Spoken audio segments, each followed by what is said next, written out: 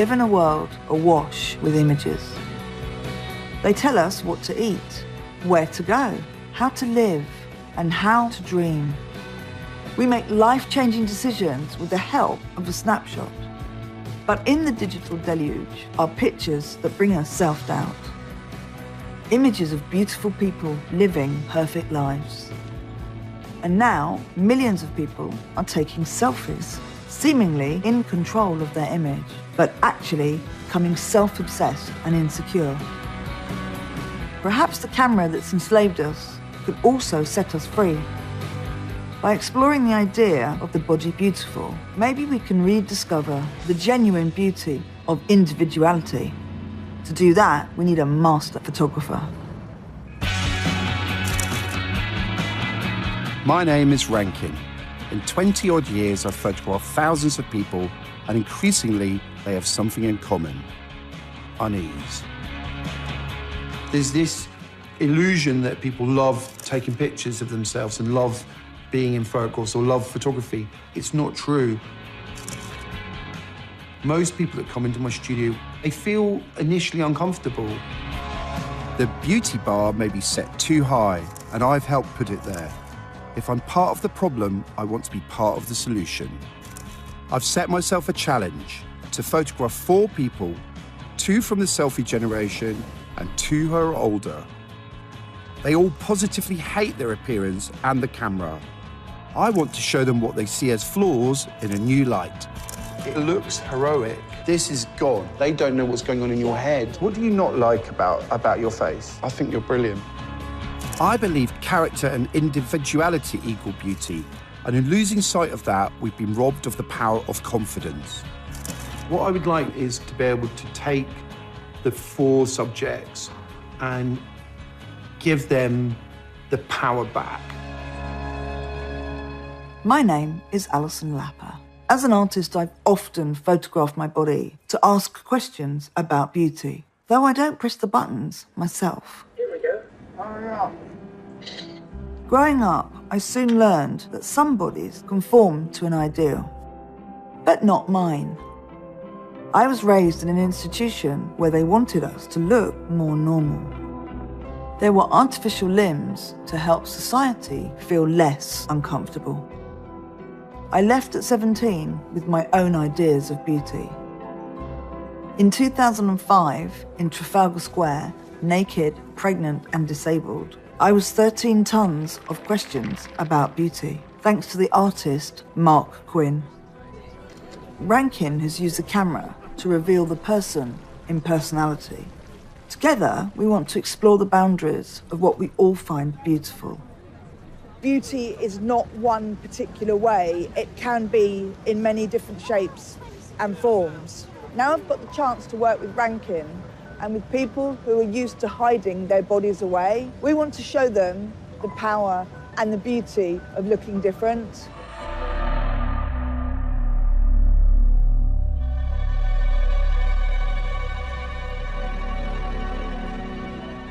Ali, well, I kind of know Ali. She's a media phenomenon. So I've seen her in artwork, I've seen her on TV, I've seen her on the 4th plinth, which I thought was one of the most amazing pieces of sculpture. More than anything, her personality is very attractive to me. I like people that are outspoken and gobby.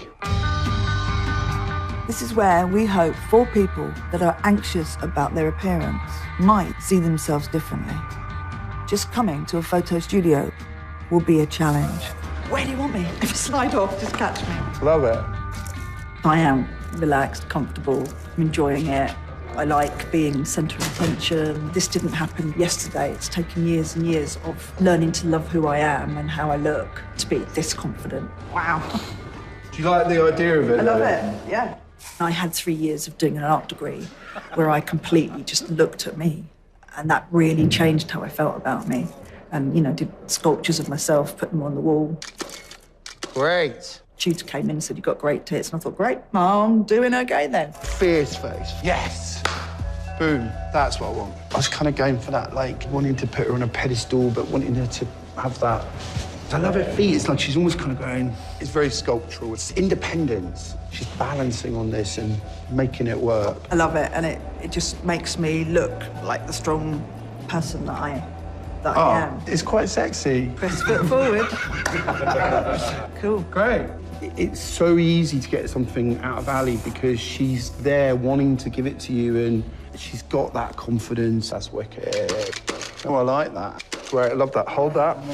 The people we're about to shoot, there's going to be a whole range of things that they've not got and they're not prepared for, and that's kind of part of the process of what we're doing, is trying to help them build up that confidence to be able to step in front of the camera. No two people give you the same thing in a photograph, so you're always looking for the individualism. I'm always looking for what's different about people, not what's similar. It's down to me to bring them to camera. It's going to be hard because I don't know how people are going to respond. They don't feel confident or sexy or good looking.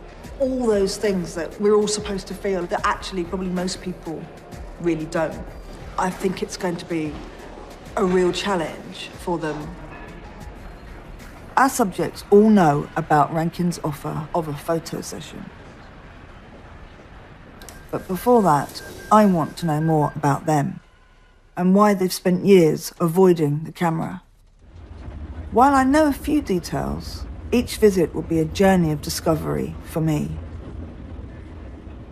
First, it's Damien in Merseyside. He is a left-sided amputee. It sounds like he's really struggling with his body image, and when people are staring at him, and he maybe has quite a lot of difficulties with the way that he looks. Our participants have been asked to dig out their old photos. Now that everyone takes digital pictures, the actual paper print is a rarity.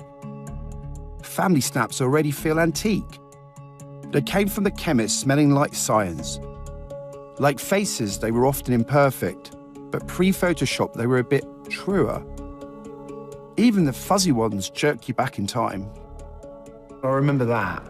That was very exciting. I got to sit on a car, and I was obsessed by my dad having this Escort, and he was very proud of the car at the time. What strikes me is the difference between then and now. Now everything is so much more disposable.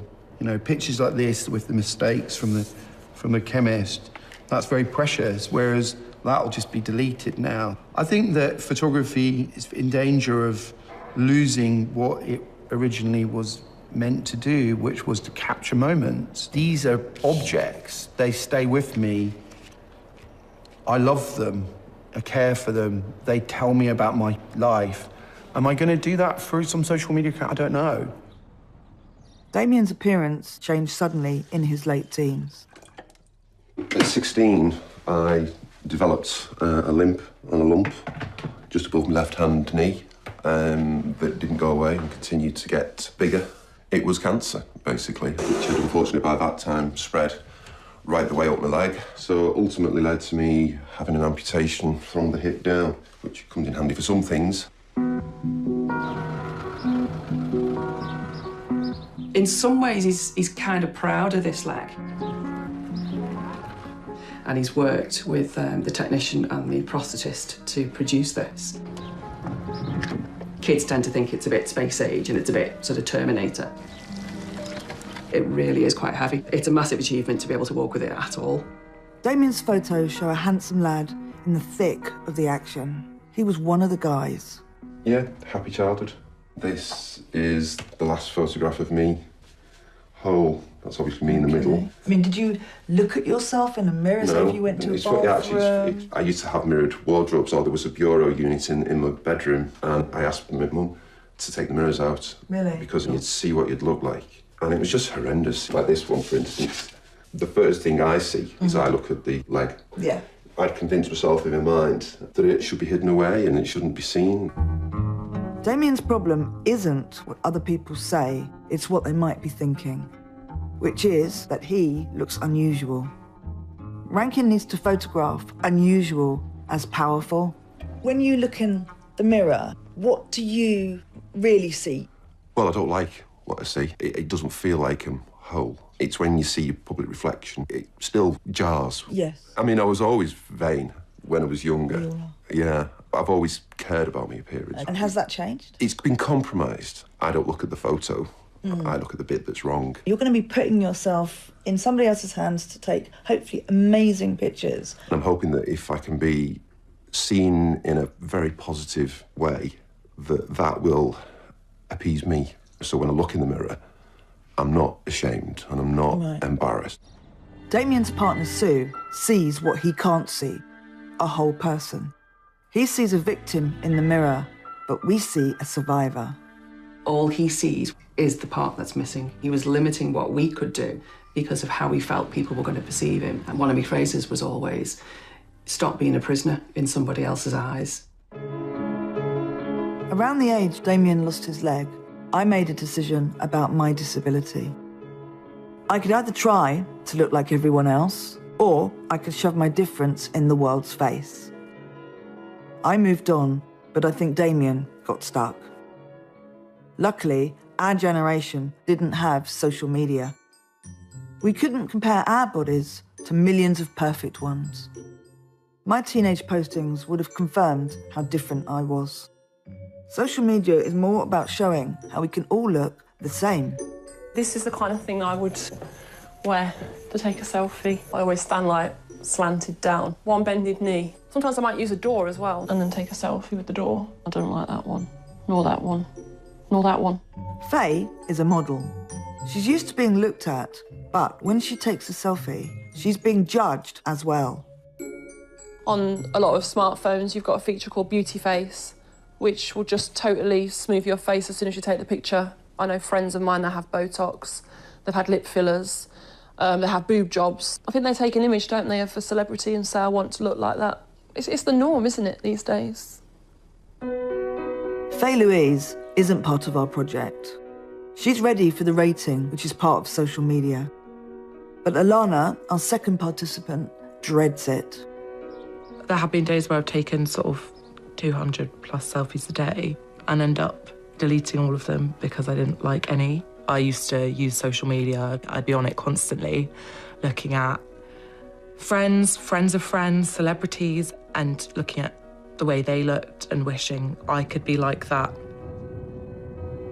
Alana is a teenager, and from the pictures that I've seen, she is gorgeous. It starts off with one layer of foundation, blusher, another layer of foundation, concealer, lipstick, and mascara. But she has a mental health condition that she looks at herself and feels ugly to the point where she's now a prisoner in her own home. It used to take me 4 hours. And even then, sometimes it still wouldn't be right and I wouldn't be able to go out. I hate my face in general. I'm just disgusted by it. I hate my nose, my skin I just find absolutely vile.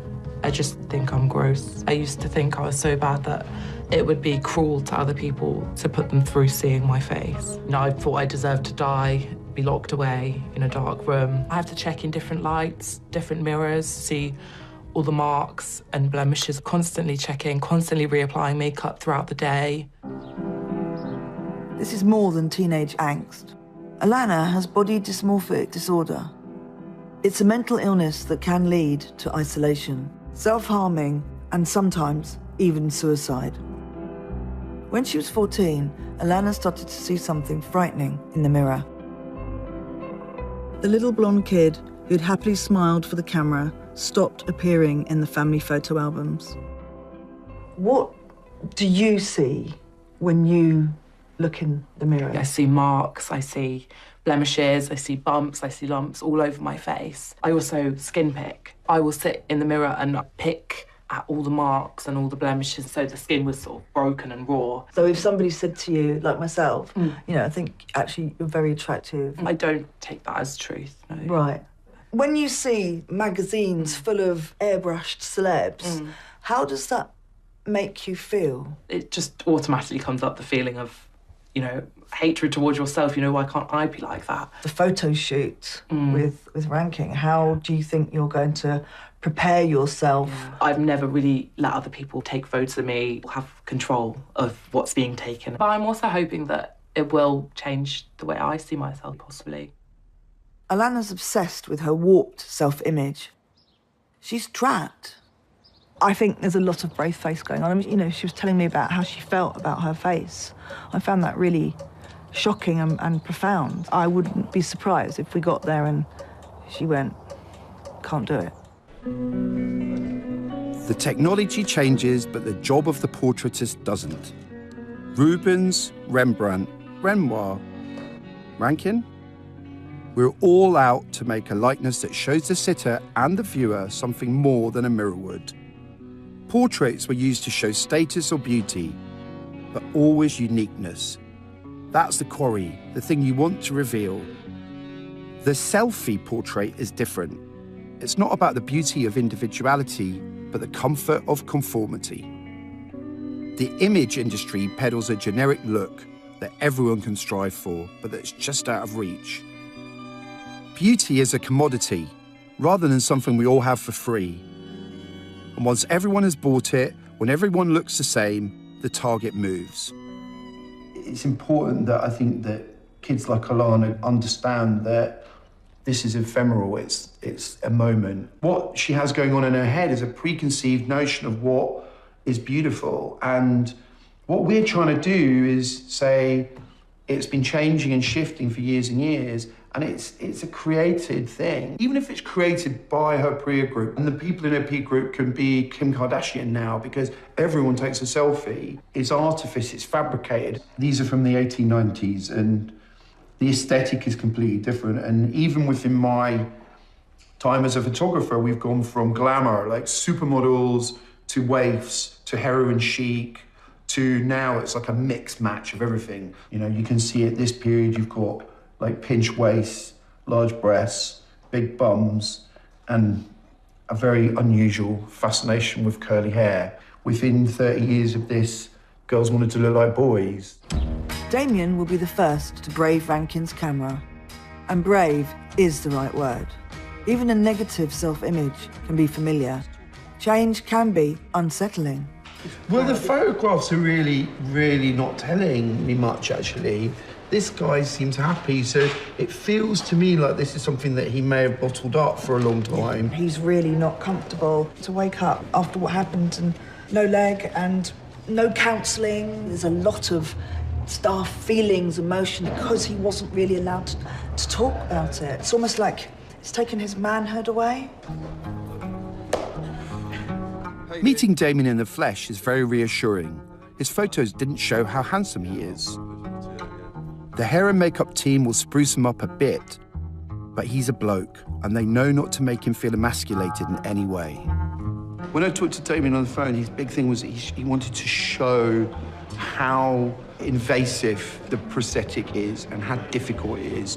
So we've agreed to do him in shorts, showing the high-tech prosthetic with how high it is. It's maybe one with the prosthetic on, one with the prosthetic off. I'm really excited. It's a completely new experience, so I'm intrigued to know what the photograph's going to come out like, really.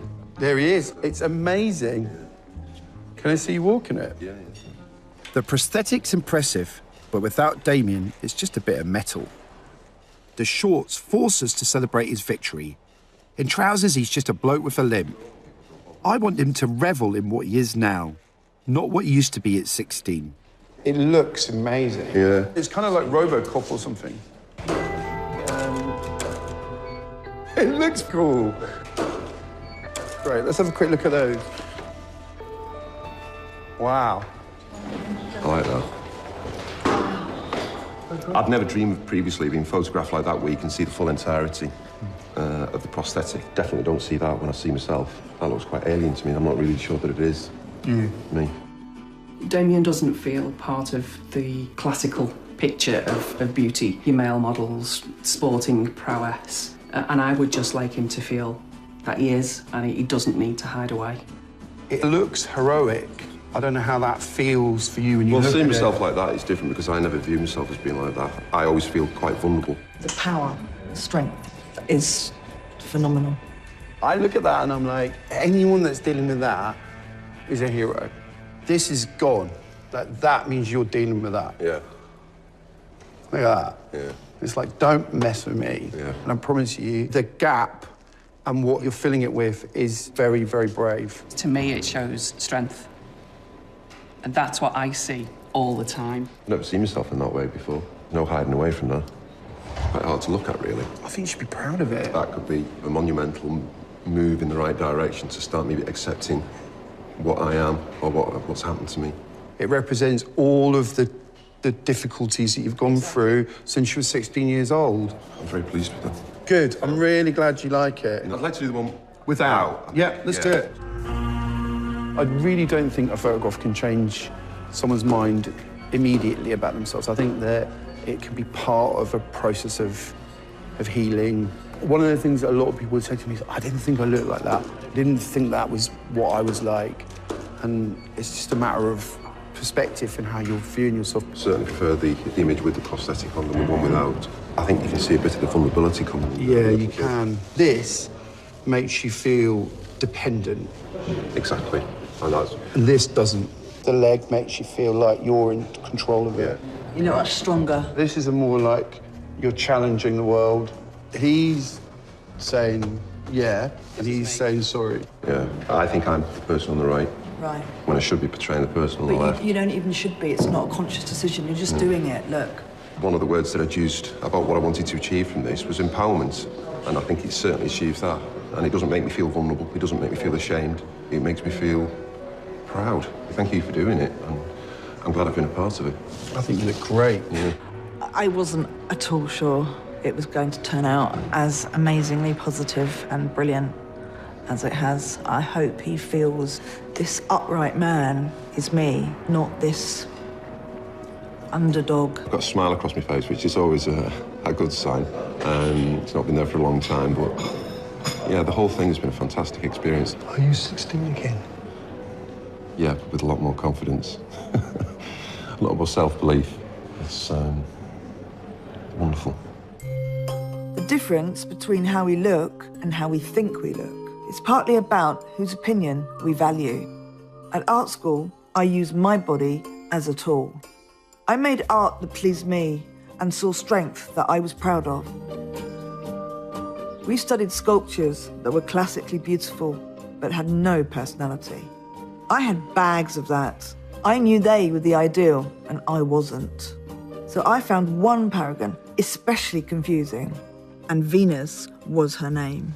I could never understand why she is considered to be the most beautiful, iconic sculpture that anybody's ever laid their eyes on, and yet I'm looked at as disabled, deformed, ugly, and yet if you look at my body and you look at her body, apart from her legs, you know, her length, I'm almost identical. I learnt at 20 that beauty is just an idea that we all agree on, until we don't. Marble Me raised questions and blood pressure in Trafalgar Square.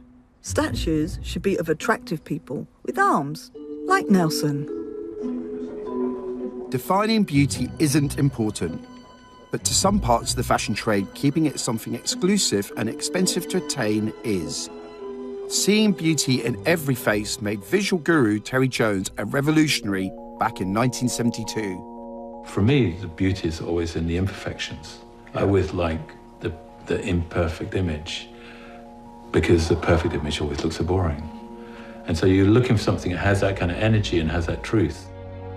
At 27, Terry became one of the most influential art directors in the world. When he took over at British Vogue, The issues before I was there, the model was like a mantelpiece ornament, like a decorative object.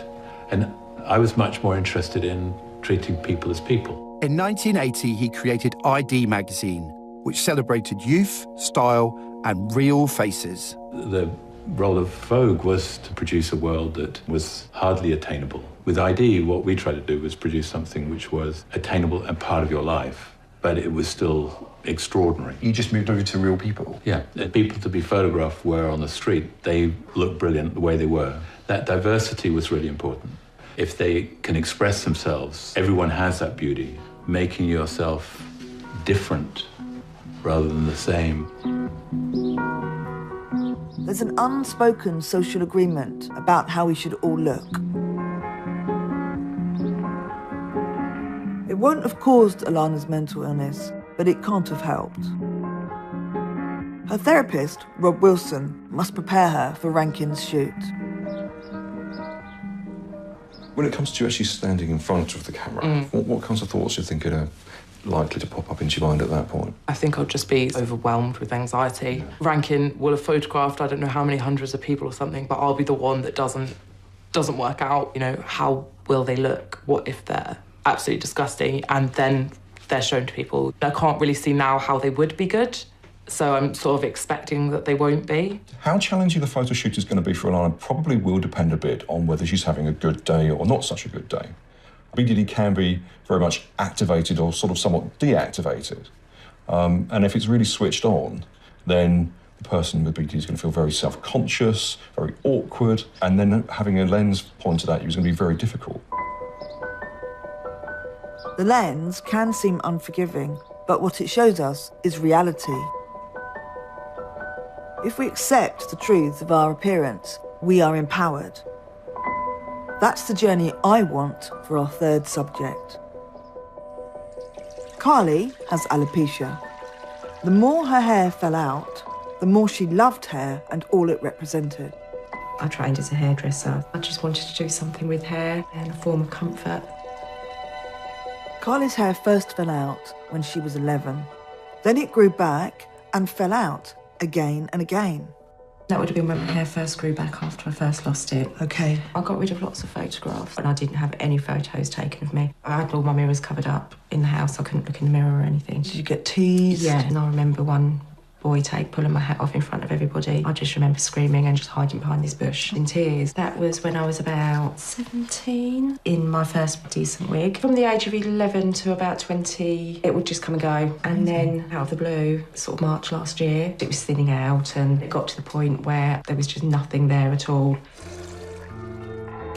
I've always taken pride in my appearance, always gone out with my makeup on, my hair done. It really makes a huge difference when you haven't got your hair.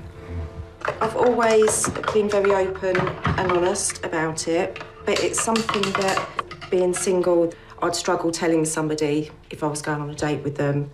Do you always wear a wig? Always wear my wigs, yeah. OK, so you wouldn't just go and maybe wear a scarf or a hat or... No, I don't even go outside in the garden or anything. Really? I'll have a hoodie on. You wear a hoodie in the house? Yeah. But nobody can see you. I know. With my wigs on, I just feel feminine. I've got different styles, different colours. Each wig makes me feel different. When they come off, who are you then? I don't know who I am. I just close myself away. Because I don't look in the mirror and think, you look beautiful. How can I expect somebody else to look at me and think I'm beautiful if I don't believe it myself? After I stopped wearing my artificial legs at 23, I really felt empowered and it freed me up completely. So Carly, for her sexuality, femininity is very much tied up with hair. So it will be interesting to have her photograph taken maybe without the wigs to hopefully show her how feminine and beautiful she is even without a head of hair. She's really warm. She's also got a sense of humour. Like, She on the has. phone, I was really enjoying that, and you can see that from these pictures. She's very beautiful. She is, very. I said to her, you know, do you see yourself as beautiful? And she's like, no, because there's no hair. It's kind of like she needs to claim the baldness, you know. To own what's going on. Yeah. Yeah. Do you think you will try and do some without the wig? 1,000%. Yeah, like, that's my goal. Great. But we build up to that. Sure. I'm very excited about Carly. Promptly at 9, a woman arrives with great bone structure and a sack full of false hair to hide it under. The problem isn't her head, it's what's inside it. Can we have a quick look at your clothes, though, first? I'm a bit of a rock chick. Oh, no, that's great. No, that's really good. There's 4 brilliant outfits there. I'm nervous about doing the shoot. I'm not one that's enjoyed having my photo taken. I'd love to be able to look at myself in the mirror with no hair and think, do you know what, girl, you look good. She's got beautiful bone structure, really gorgeous brown eyes. The challenge is just to make her feel comfortable, I think, and feel confident. Lovely. And pictured onto your shoulder. Great. She's in the flow, but these could be pictures for a wig maker. Carly is always trying to pass as just ordinary, to look like anyone else. But there's a warrior woman hiding under the hairpiece, and I have to try to set her free. It looks really nice in colour because of the tones. Yeah. Now, what I love is your eyes smile very naturally. So, yeah, I was about to say, it's one of those that look quite nice. Looks good. I actually like a photo of me. Really? Is that a first? Pretty much. Are you surprised? Yeah. You can see when she's looking at the picture, she's thinking, I actually really do look good, I look stunning. And that must just feel so amazing. And then leaning forward towards me. That's it, great. Just lean forward to me more, and then try different things with your eyes. Really great. Have a look at that. Oh, hello. I didn't think I would look like that. Well, that's a good start, isn't it? Lean into me a little bit more. That's lovely. Wow, that's amazing. Really lovely. Like, oh, hello. I like that one. That does not look like a wig. I do still feel conscious in them. I honestly think that might be in your imagination. I think people are thinking you're hot. That's my favourite. It's lovely. Great. OK, new wig. Take the wig off. I think she's going to get there. I think we're going to do it today. And I think she's going to love it. It's still quite surreal, but it's good. It's a nice feeling. Wow. Oh, yeah, that's great. And let your hair fall forward. So far, the camera is capturing the old Carly. Rankin is just biding his time. I can see it's a bit overwhelming. There's quite a lot going on, so I don't want to be too pushy. And chin down a little more. Great, they're really nice. I love both of them. You look happy. OK, cool. Shall we try no wig? Yeah. And let's just go tough with it. It's very obvious to me that it's in the head. It's a really good shape. How are you feeling? Nervous. I may as well be stood there naked. Really? I don't feel feminine. You feel more like boyish? Yeah. I love that kind of androgynous, boyish look, but I think with Carly, she loves that kind of glamorous girl thing. And she's got no choice. Let's try and do this. Let's go and do it. Let's hide you in that jacket. Yeah, good, good. Well, I think you look beautiful. The window. Come and have a quick look. So we started here, which actually is beautiful. Powerful. Powerful, definitely. And for me, looking at it, because that's how I feel. So many people make a choice to look like this. And I think, actually, you look good. It's not my choice. If it was my choice, it'd be different, wouldn't it? Mm-hmm. People don't know it's not your choice. So you don't look ill. No. You look very healthy. Maybe if you would just go, well, it is my choice. It's just a different personality. Such a lovely shape. That is quite a nice picture. You look beautiful. And that's lovely. Let's chin down a little more. You got a beautiful head. I don't suppose I've ever really looked and appreciated it. Is that how you feel? Yeah. These pictures are really strong. Yeah. I'm proud of them. But own it and enjoy it, because personality-wise, it's like it shines through and people will be responding to that 100%. A lot of it's in your mind. How's it feeling? I'm getting Look at that. It's fantastic. Really stunning. I think I should own the look. It's yours. And it doesn't make you any less feminine.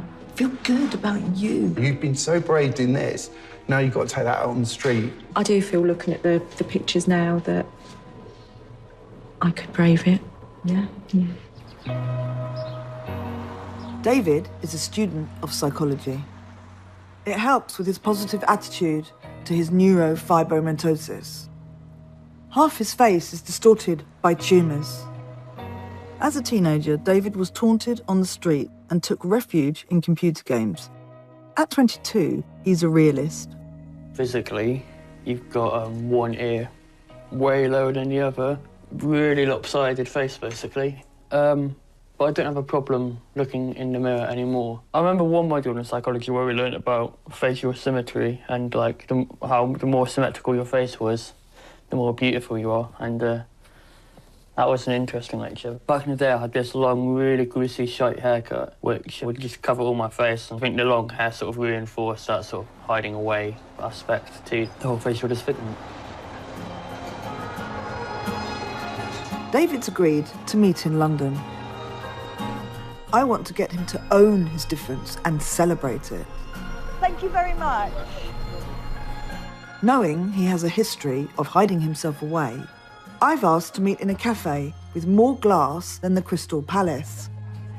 In a mirror, who did you see staring back at you? Just someone I didn't want to be, really. I was very self-pitying. I always thought, oh, why me? Were you the sort of person that would look in magazines all perfectly photoshopped and think, I want to look like that? I suppose aspiring to that was never sort of my aim, but just aspiring to have sort of a normal face. When I was a kid, I thought, oh, I will come out with a perfectly symmetrical face. Nobody's got that, you know that, don't you? Exactly, yeah. I mean, how do you cope with the way that people react to you? Let's say if a kid pointed and laughed at the street, I wouldn't punch the kid, I'd go home and punch a wall or something like that. OK, but did you want to punch the kid? Yeah. How do you feel about the photo shoot? Yeah, certainly out of my comfort zone. OK. I feel excited about it, because it's a project where I'm just, like, because he wants to, like, portray weaknesses as strengths. I've got no idea how he's going to do that, so...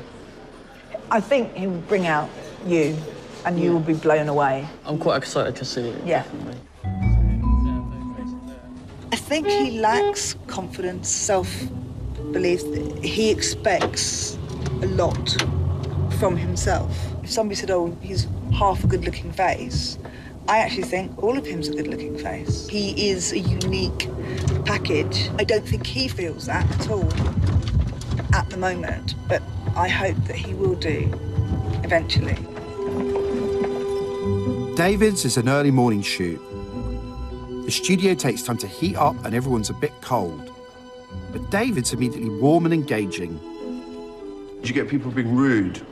Yeah, staring.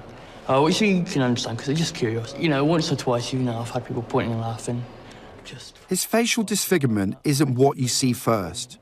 The other side of his face is really handsome. And even though he's clearly out of his comfort zone, he's got great charm. I can't wait to photograph him. Your hair's super straight, so I just want to put, like, a little bit of product in it. Yeah, that'd be cool. Good stuff. David didn't have any photos of himself, but his mum has sent all she has. So I just got these pictures of him. So it's progressed. Yeah. And got worse. The smiles. Yeah, they go... That one. Started school, probably. Yeah. And then definitely... yeah. I'm not enjoying this. However much fun he's putting on, I think this is a bigger deal for him. Yes, totally. This is definitely his first, like, dip into... Yes. Discussing it like this... Absolutely. In this way, and I'm just a little nervous for him. The difference between what people call their good side and their bad is usually very subtle. In David's case, it's obvious, and I've got to decide whether to feature his right cheek or hide it in shadow. David wants a symmetrical face, but he can't have it. I want to show him the nobility of the one he's got so he can accept it unflinchingly. David avoids selfies, but he lives with selfie culture. The phone camera gives you control of your image, but that stops you taking a revealing portrait. Great, let's have a look. You have to give the control to a photographer, to be vulnerable, for the truth to show. If you could just come over here. A portrait's about capturing personality. Your hair looked great. But a background can help. These old arches contrast with something in David that's invisible but real, his freshness. Oh, yeah. Oh, wow. I mean, to me, it's good, but, like, I would rather, like, try something in the studio. Yeah? Because I love this picture, because it's quite honest. Imperfections are beautiful. That one's, like, I say, one of my favourite of the bunch. It does feel like a painting. Yeah, no, I take that as a compliment. So we'll start kind of doing what we were doing before, but try and just, like, really be as honest as you can with it. Great.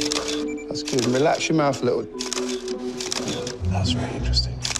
Great, let's have a quick look at those. So you're not relaxed again. See, like, I think that's... Yeah, I like that. Interesting. Let's try without your glasses. Okay. His face is amazing. As a photographer, that kind of, the whole kind of way it's, you know, made up is really beautiful to shoot because it's so unique. He's such a young kid dealing with it, but love him to embrace it a bit more, you know? They're really strong. I'm more inclined to the black and white, I think. OK, let's have one more go. And I want to put a jacket on you. I just want to get a collar. Beautiful. So, like, come and have a look. Something like that, maybe. I like that as well. You got amazing cheekbone. Any favourites? I thought that one, to be honest. Yeah. It's interesting, David likes the picture that shows his right eye and cheek illuminated. That feels healthy. I think they're amazing. The one with the collar, particularly, is so striking, so strong and comfortable in his skin, and I'm not sure that that's how he feels. It's really hard to tell with him. He's not jumping up and down and getting really excited, so it's quite hard to tell. Strange, but fun. Yeah, I think that's my favourite, probably.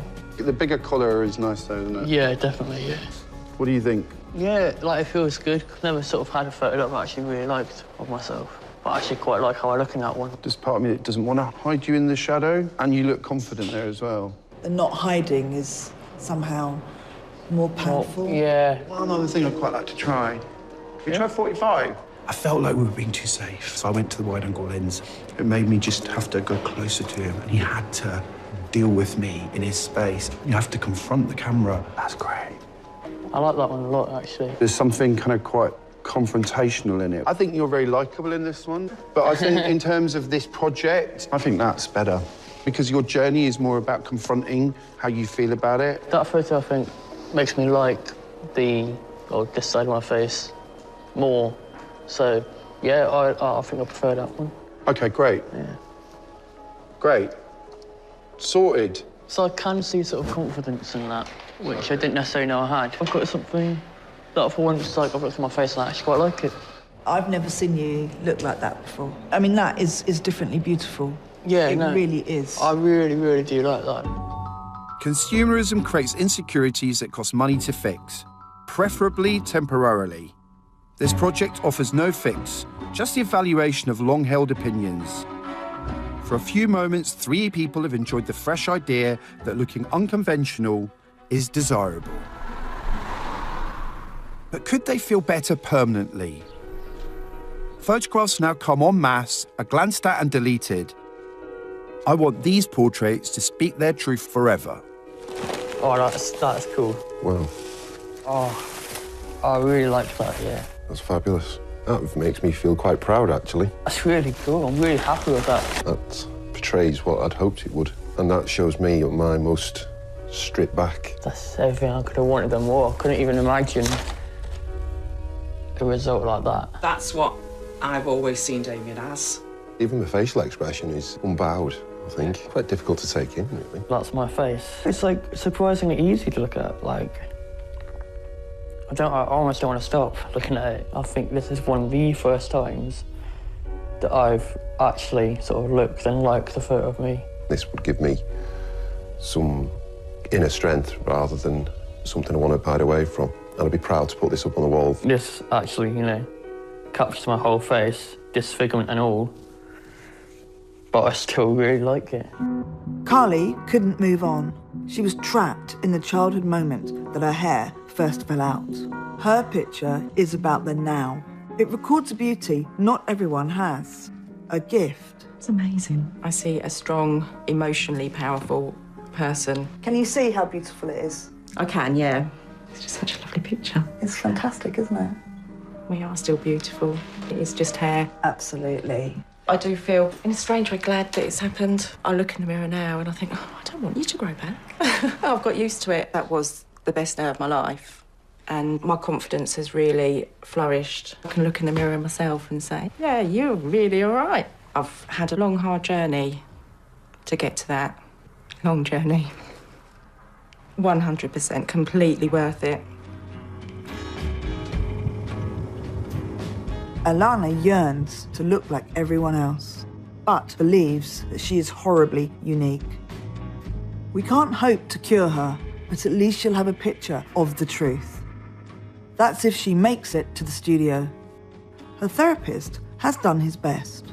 I do have a concern that Alana might pull out on the day of the photo shoot. She might spot a particular flaw in her appearance, end up trying harder to cover it up. That can really trigger BDD, and it may mean that those feelings of shame and anxiety will prevent her from coming.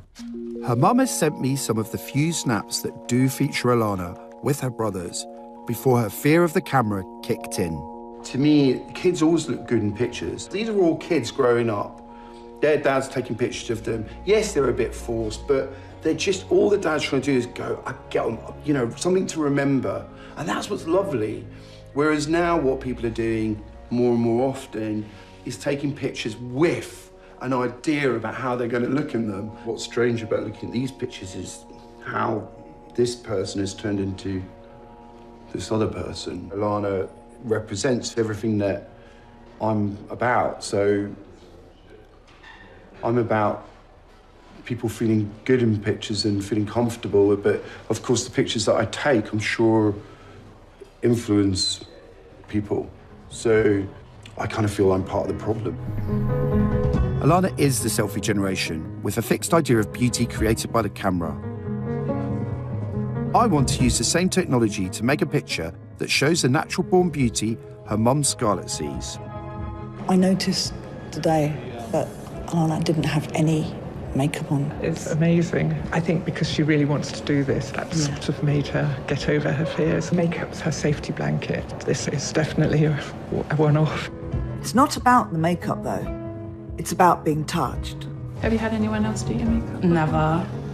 It's something I'm quite nervous about. I've not let anyone do it. I didn't let Mum do it. I feel guilty because my skin is disgusting. I feel bad for the other person that has to touch my skin, but I'm doing okay. I'm sort of trying to refocus my attention and we're chatting, so it's making it easier. Nervous. I don't really know what to expect still. She wasn't 100% confirming that she was going to do it, but she's in. She's going for it. She looks great. Having the hair and makeup team, I think anything that helps them have a bit of defence and a bit of bringing control, anything that gives anybody confidence is good. It isn't only Alana that needs confidence. Rankin is nervous. How are you feeling?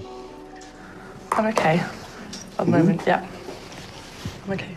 Where did this thing come from? They always try to figure it out, and they never did.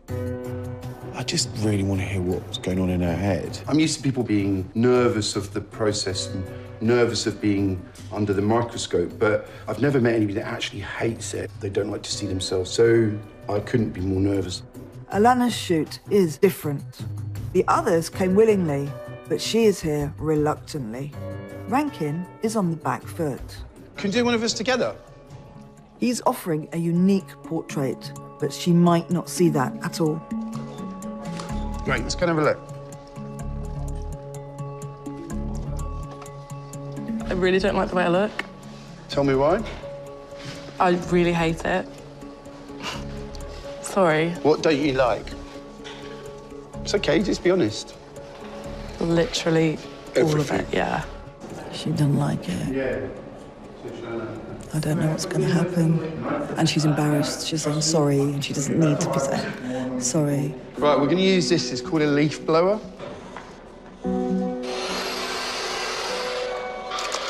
Really looking through the lens. Great, great. They're okay. It's not that bad.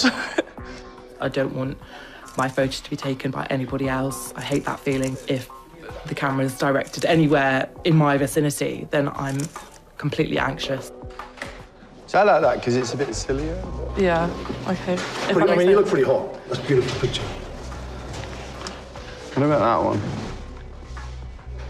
I just find it really confusing because... That's okay. I don't know. I just think something completely different. I'm trying to think what we could do to make it more acceptable for you. It's not the photos I dislike, it's me in them. Can we just get the wind machine going? I could see her body language was screaming like, this is not what I want. There's too many people watching. BDD wants you to feel terrible about yourself. It wants to bully you. My anxiety was massively high. There were lots of other people in the room that were watching. I was worried about people judging me or laughing or staring at how disgusting I am. Some of them are okay. It's not the photos. I like the photos of me. It's me in them. What picture can we do that you're gonna... I don't know. I knew what a big deal the photo shoot was, and I actually felt really guilty saying that I didn't like the pictures he'd taken of me. OK, let's lose everybody and it will just be me and Alana. Alana appears to have broken Rankin. A photo won't cure her BDD, but he needs to keep her engaged to create an image she can live with. I mean, I don't want to be this way. It's just the way I am, but it's not something I like. The photos of you are beautiful, Yeah. in my mind. And the people at home will be going, I don't understand why she's got a problem. But that's what's really important. They don't know what's going on in your head. Yeah, in my head, I look monstrous. People don't really realise how big society has made appearance. That's the thing, it's like we're all obsessed by it. Yeah. I'm part of this industry that makes it. What I would normally do is try and show people it's not real. I can see it's deeper. I'm not striving to be beautiful, I just kind of want to be normal. 99.9% of the people that walk into my studio have got insecurities. Yeah. They've got them at about 7 or 8. Yeah. You've got it double that or quadruple that. That's beautiful. I want to know now the things that Rankin is saying to her. Does she think he's just saying it? Or maybe a little chink has fallen into place and she's gone, OK, I'm OK to look at myself. And that's, for her, a huge step. And how does that make you feel? I'm getting used to them, I'm warming to them. Can I try that bit? Can we just get your hair so it's like a little more out? Great. Love it. Great, OK, cool. Normally when I look at a picture of myself, I'm like, oh, I'm not doing that, which is a good sign. I quite like that one, actually. I'm feeling better about them, definitely. I quite like this light. Yeah, it's quite... Between that and that, where's your vibe at? I'm OK with them. I like both. Good. So. What do you think, Mum? I like both of them. Ali, what do you think? Which one are you comfortable with at the moment? I don't know, I like both, actually. I didn't think I'd ever hear you say that. I know. I know. I love this one. It's a very sensitive picture, you know. No, I do see that. I want to say thank you, though. Oh, it's a pleasure. Really happy. I am too, actually. I've not looked at a picture and not been disgusted. I've not even been like, that's OK, ever, really. So I'm looking at them and thinking, I actually like it. For me, Alana's story sums up our modern predicament. Her illness tells us she's ugly, and worse, that the bland faces she sees on social media are beautiful. She's already got what she's trying to find, but she just can't see it. We can't achieve an ideal that's designed to exclude us. We're meant to strive for better, not accept what we are and enjoy it. But the tide is turning. The image machine now bites its fingernails when beauty becomes bad news. Edgier magazines want pictures of a broader range of beauties, and campaigns like All Walks Beyond the Catwalk help designers to think big, small, black, or grey. But social media isn't usually about challenge or innovation. It's more often about agreement and comparison. What you're like on your social network profile and how people see you and how people are looking at each other. It invades all of our lives all the time. And these 4 people are really living in this new world. It's tough. Everybody has hang-ups, from the supermodel to the person on the street to the guys we photograph. Theirs is amplified because they've got actual problems. And for me to be able to use photography as a way of unlocking those problems gives me the opportunity to use what I love doing and what I know is part of the problem to be able to talk about it. I've always lived with the judgment of other people. Damien, Carly, David, and Alana live with it too. But the judgment is in their heads. OK, they're digitally enhanced, but these portraits are honest and true. Yeah, it looks really good. Rankin is a great artist, but he can't work miracles. My eyes are crossed, my hands and my arms look really big and chunky. My nose looks crooked, my face is out of proportion. I don't necessarily know if I can see myself very positively yet. I see a beautiful photo of my beautiful daughter, and it's just so upsetting that she can't see that. It's been like that for so long now. It's a fabulous photo. I know she probably won't want to keep it up there, but I would.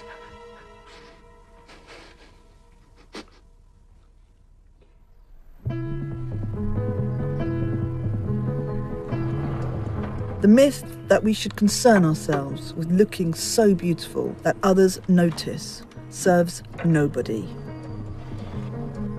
Building our contentment on what other people think is madness.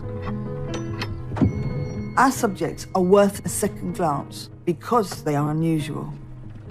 We haven't come out and waved a magic wand here and gone, wow, you know, they're all going to be walking proud now.